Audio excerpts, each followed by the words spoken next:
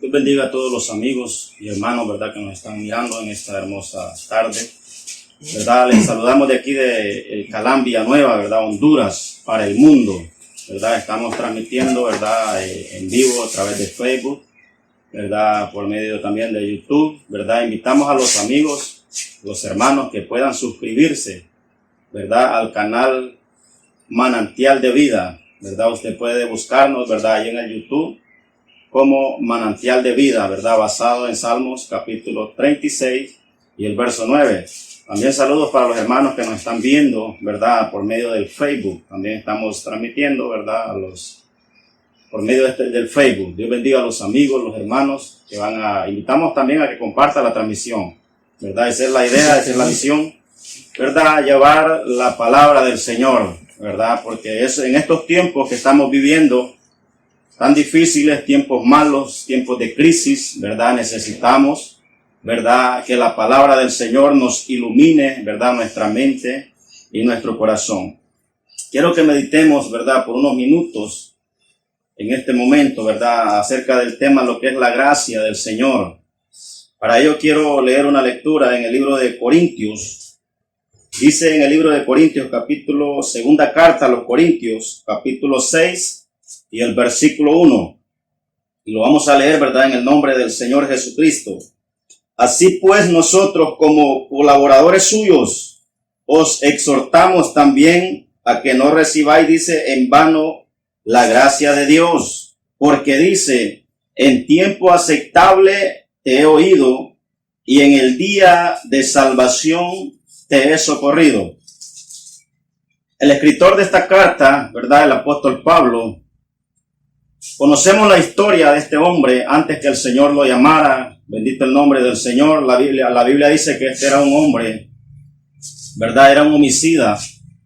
Era uno de los enemigos principales en ese tiempo que tenía la iglesia de Jesús, ¿verdad? Él era testigo cuando los mártires del Señor Jesucristo eran torturados. Cuando aquellos hombres, aleluya, predicaban la palabra, llevaban el mensaje por las ciudades, por las aldeas. Ahí donde estaba la necesidad de estos hombres, Dios los enviaba por medio del Espíritu Santo. Pero Saulo de Tarso era su nombre antes, el nombre anterior, ¿verdad? Dice la Escritura que iba con dirección a Damasco, dice la palabra, a buscar cristianos. Pidió cartas en las sinagogas con orden de meterse a las casas y de arrastrar a todos aquellos, aleluya, que predicaban la palabra del Señor. Aquellos hombres, aquellas mujeres, aleluya, que anunciaban el mensaje del Señor. Esos eran el blanco de Saulo de Tarso. Él los buscaba, dice la palabra, para matarlos, para arrastrarlos, dice la Escritura. Pero en uno de sus tantos viajes misioneros, aleluya, que la iglesia del Señor Jesucristo hacía en ese tiempo, allá iba Saulo de Tarso, dice, en busca de los cristianos, de los hijos de Dios. La Biblia dice que el hombre iba directo a Damasco en un caballo, dice la palabra del Señor, pero que de repente un resplandor de luz, dice la Escritura, iluminó sus ojos y el hombre cayó de su caballo, dice, cayó a tierra, porque una luz fuerte penetró en sus ojos. Y dice la palabra que Pablo dijo, Señor, ¿quién eres? Jesús le dijo, aleluya, yo soy Jesús, le dijo. Aquella voz audible, amén, aquella voz audible, aleluya, susurró los oídos de Pablo diciendo, yo soy Jesús, a quien tú persigues. Dura cosa te es dar cosas contra el aguijón. Cuando Pablo perseguía a los cristianos, realmente no eran los cristianos que estaba persiguiendo, era el mismo Jesús. Esa voz le dijo, yo soy Jesús a quien tú persigues. Y desde ese momento, déjame decirte, amado amigo y hermano, que Pablo dejó de ser un homicida. Desde ese momento que el apóstol Pablo, Saulo de Tarso, tuvo un encuentro con Dios, él dejó de matar. La vida de este hombre fue transformada. Hubo un cambio en él, un cambio al 100%. Este hombre mejoró para bien. Ya Saulo de Tarso ya no se conocía como Saulo de Tarso. Más adelante lo encontramos como el apóstol Pablo, como el hombre arquitecto, como el hombre que fundaba las iglesias, las que un día él mismo perseguía, él mismo decía en su palabra: yo no merezco ser llamado hijo de Dios, yo no merezco ser cristiano, decía Pablo, porque yo perseguía a la iglesia, yo le causaba males, daños a la iglesia, estaba hiriendo el cuerpo de Cristo. Y es que la iglesia del Señor, eso es, amado amigo y hermano, nosotros somos el cuerpo de Cristo. Somos la iglesia del Señor. La iglesia no son 4 paredes. Que se te penetre bien esto en tu mente y en tu corazón. Dios no viene por una iglesia de 4 paredes. Dios no viene por un templo. Aleluya, porque Dios no habita, dice la Escritura, en templos hechos de manos de hombre. Nosotros, dice la palabra, somos el templo de Dios. Y este hombre, cuando tuvo este encuentro con Dios, este hombre ya no fue el mismo. Eso es lo que Dios hace, amado amigo, transformar la vida del hombre. Eso es lo que Dios quiere también. Tú que me estás viendo, amado amigo, que un día estuviste en los caminos del Señor y te has apartado. O tú que nunca has aceptado el plan de salvación. Dios quiere cambiar tu vida. Dios quiere hacer de ti algo valioso. Cuando Dios le dio la orden a Ananías que fuera a orar por Saulo de Tarso, Ananías dijo: pero ¿cómo es posible? ¿Cómo es posible que yo vaya donde este hombre si este hombre es un homicida? Este hombre persigue, mata a los cristianos. ¿Y cómo es posible que yo voy a ir a orar por él? Pero una voz le dijo a Ananías: Ananías, ve donde él, porque instrumento escogido me es este, para llevar mi nombre a los gentiles. Conocemos al apóstol Pablo como el apóstol de los gentiles. Jesús profetizó la vida del ministerio de Pablo. Y habrá un rebaño, dijo el Señor Jesús, un rebaño y un pastor, refiriéndose al apóstol Pablo, el apóstol de los gentiles. Y desde ese momento este hombre empezó, dice la palabra, a fundar iglesias.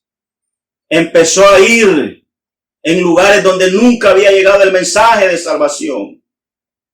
Por eso el apóstol Pablo nos habla a nosotros por medio de la Escritura a darnos cuenta que la gracia del Señor, decía Pablo, no ha sido en vano para conmigo. Pablo, desde el momento que él recibió la gracia, el hombre empezó a orar, el hombre empezó a caminar, el hombre empezó a moverse en fe. Y él dijo: la gracia de Dios no ha sido en vano conmigo.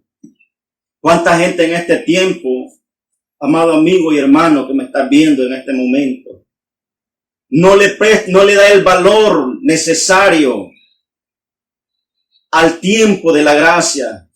Llevamos más de 2000 años de gracia, más de 2020 años. Se viene predicando el evangelio, se viene predicando de la gracia del Señor. La gracia del Señor fue expandida, dice, para con cada uno de nosotros. Dios murió por todos los pecados de la humanidad. No hay pecado, aleluya, que Dios no pueda borrarlo. Dios los limpia. Y no hay otro medio por el cual nosotros, aleluya, podamos ser libres del pecado, de la esclavitud, de las garras del pecado, solamente por el sacrificio que hizo nuestro Dios en la cruz del Calvario. Ya no sigas ignorando la gracia del Señor. Ya no sigas, aleluya, aferrado a tus propios pensamientos. Ya no sigas aferrado a esa vida de pecado. Dios te abrió la puerta de salvación. Dios se presenta a nosotros como una puerta de salvación.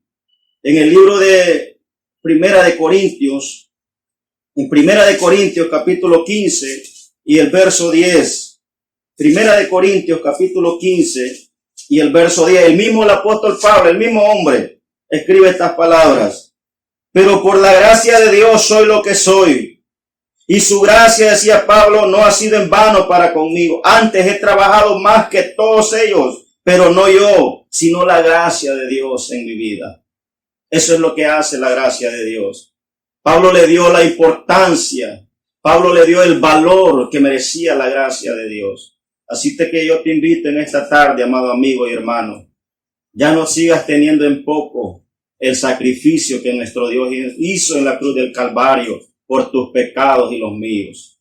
Así que yo te motivo a una reflexión, que te des cuenta que hay un Dios que quiere salvar tu vida. No hay otra forma, otro método para poder escapar de la ira que va a venir sobre esta tierra, ¿verdad? Así como Dios advierte al pueblo, Dios habla al hombre. Lo que ha pasado es que el hombre le ha endurecido el corazón a Dios. Dice el Señor que su voz, así como se paseaba en el huerto del Edén, así también en estos tiempos se pasea la voz de Dios. Él vino, dice, a buscar y a salvar lo que se había perdido. Yo te invito a que la gracia de Dios, que recibas la gracia de Dios, ya no sigas ignorando la gracia de Dios. Ya no sigas teniendo en poco el favor que nuestro Dios hizo por nosotros en la cruz del Calvario. Así que yo te motivo en el nombre de Jesús. Dios le ocupa un espacio en tu corazón. Dios dice, he aquí yo estoy a la puerta y llamo.